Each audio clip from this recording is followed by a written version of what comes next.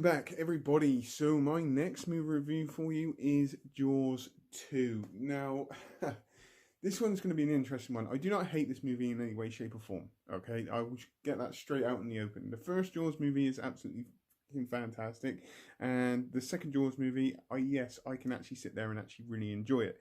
Jaws 3D or Jaws 3 and Jaws: The Revenge are going to be reviews for possibly another day or even tonight, because they'll be quite easy reviews, especially Jaws: The Revenge. I will have a lot of fun with that one. It's the problem I've got is that when you have produced such a cracking first Jaws movie, it is going to be extremely hard to follow. For example, the first Jaws movie, the three main characters, you gather a serious emotional attachment to those three main characters and what is going to happen to them through like the second part of that movie. Plus, they establish such a great bond towards the end of that movie as well, and it notices it plays out on screen and on how good their chemistry was.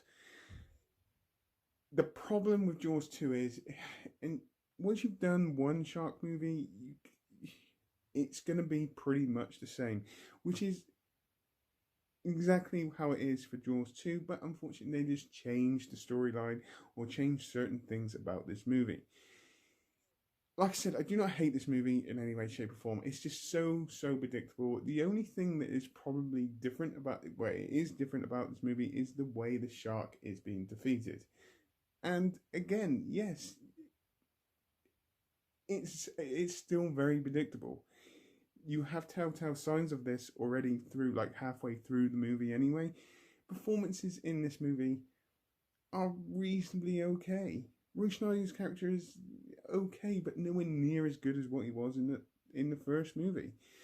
And the storyline of just like, instead of it being three people going out there to hunt a shark, it's just a group of teenagers going out there that get stuck, get attacked by this shark, and they have to try and get to some sort of land somehow in the wreck that they are in. And obviously there will be deaths in here, and the shark does get one of them, I think one of them, and then clips another one. It lacks that feel of the first one. It lacked that kind of fear and scare factor. Jaws 1 is the reason why I hate the sea. I cannot. I hate the sea. I do not like being in deep water because there's too many little nasties underneath there which could take a little bit of nibbles out of you. But in this one, I just look at it and go, actually, do you know what? I could actually go into the sea because this shark has, I don't know, it lacked something for me. It's because you haven't got that chemistry like you did in the first one. And I know I'm comparing it to the first one quite a lot. But when you try and do a sequel to a movie which is that good, you've got to try and put in a tiny little bit more effort to try and even get anywhere close to it. And it just felt like they didn't try. It felt like, okay, we're just producing a Jaws movie because we know it's going to make a lot of money. We know that people are going to go and watch it because of the first one. And it just failed to deliver. That being said, like I said, I do not hate this movie. I can actually sit down there and watch it. But I just don't get that same kind of fear from it. The shark in here is okay. He gets scarred. He swims around and eats a load of people. And then gets defeated at the end by electrocution. Which you kind of predicted halfway through the movie when they started talking about Cable Junction. And that is about as far as I can go with this movie. Like I said, movie review, the performances in here were okay. Roy Schneider's was very numbed and very different compared to the first one. In certain places of this movie and his character, you can understand his kind of anger, his kind of upset, his kind of fear that this shark is coming back. It scarred him from the first time. And he's worried that I like that kind of side of it, that he kind of knew that shark was there and it was killing people, but no one believed him. That side of him was actually really, really good. But for some reason, it just didn't.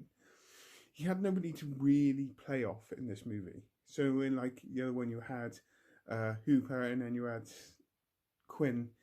as well. There was nobody to play off, and that's kind of what toned it down, because he got basically put in there to do this,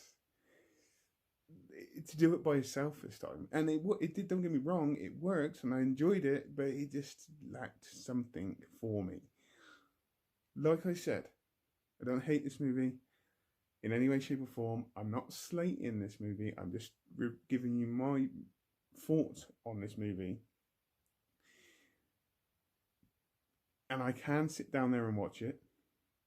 It's just that, like I said, once you've seen one shark movie, you can't really beat it with a sequel. And that's the way it is. Unless you get a movie that comes along and they've got genetically modified brains which are very intelligent and all that kind of stuff, and that is definitely another movie review for another day. But if I was to rate this, if I was to watch this for the first time now, say straight after watching the first Jaws, I could probably only give this like a 6 out of 10. When I first saw this movie, when I was younger, I would probably have given it a little bit more, because I do actually, well, back when I was younger, I did actually enjoy the Jaws movies. It's just the fact that when I grew older, as I grow older, I start to appreciate how movies are made. And I see movies now in a different way, especially the older movies, in a different way than what I did back then. And, this is the reason why it's going to get 6 out of 10 now. So, as normal, on that note, please tell me what you think. Put it in the comments down below. I hope you all have a great rest of the day, whatever you're doing. Please take care, and goodbye.